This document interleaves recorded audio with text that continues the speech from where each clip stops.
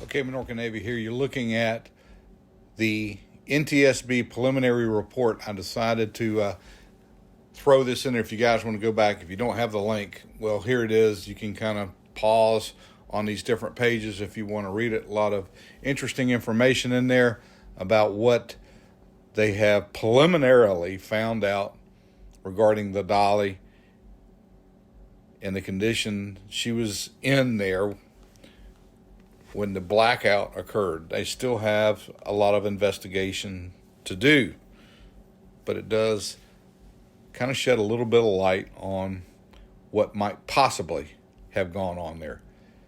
Hey guys, what we got here for you again is one of our modified videos.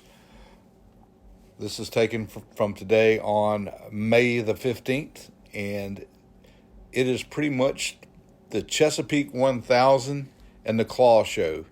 The Chessie was in action working on some of that bridge debris that had been generated when the bridge span that was laying across the bow of the Dali over on the port side was broken up by those shape charges on Monday. They're working on clearing that debris now out of and from around the water, the hull of the Dali. The ultimate goal is to get the Dali pulled back so they can continue to fish out this material here. Donjon working Chesapeake with the Claw attached. And this was pretty impressive to see this piece of steel come up, which looks like it had to be 100 feet long. And you could tell by the way that salvage claw is being held on the straps there of just how much weight this piece of steel had to it. I think we heard the operator call out 13 tons on this piece when it was coming up. And you can see there's a couple pieces that come out horizontally, which made this a pretty good challenge for the operators to get down onto a barge. They did. This was just fascinating to watch today, and of course sped up. You can really see the action here from the telescopic camera that we had set up.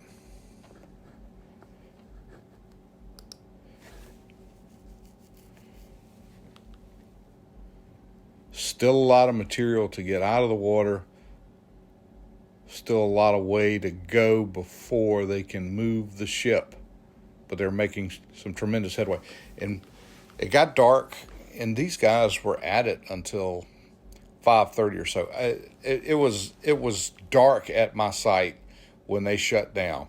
The camera kind of tells a little bit of a tale when you're shooting in these low light situations. That the lens is able to gather a pretty good amount of light, and it really helps the images quite a bit. It was much darker towards the end of the day than it actually looks like here on this video. But fascinating stuff there going on with the Chesapeake 1000, and the coordination that these crews have is simply amazing, working with the Donjon group here and how they're able to make all this happen and make it seem so easy. That is experience.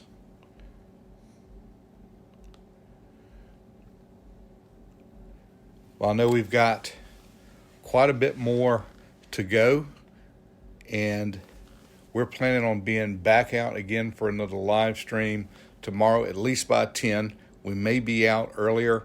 If you guys have the opportunity, we'd love to have you back in. The chat was very active today.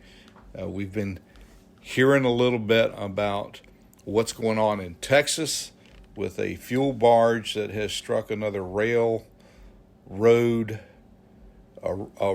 and road combination bridge there. I think near Pelican Island in Texas, somewhere in that area, and looks like that barge, from what we've seen, is leaking fuel, and it looks like they've got a little bit of a mess going on down there. Hopefully they can get that arrested. I would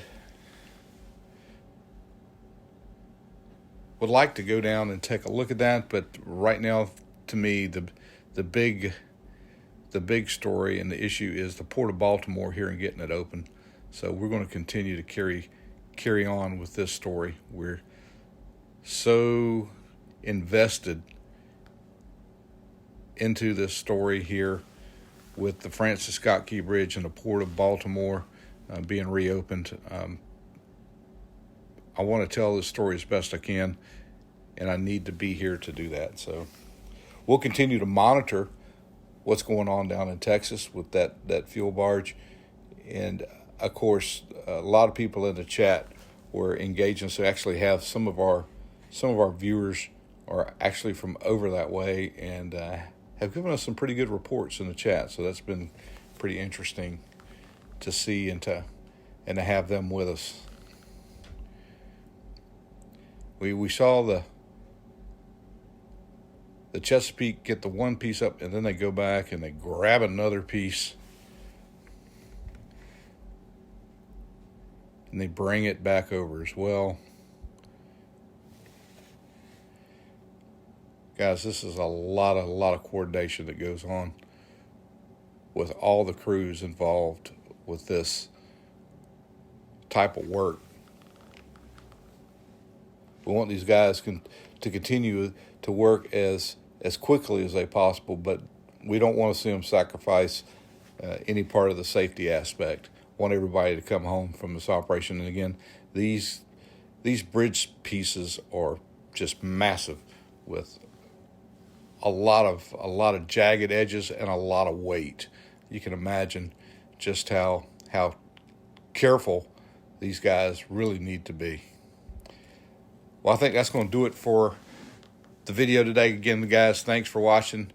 If you haven't done it yet, click on that subscribe link. Give us a thumbs up. Love to see the comments. As always, hey, we want you guys to be safe out there.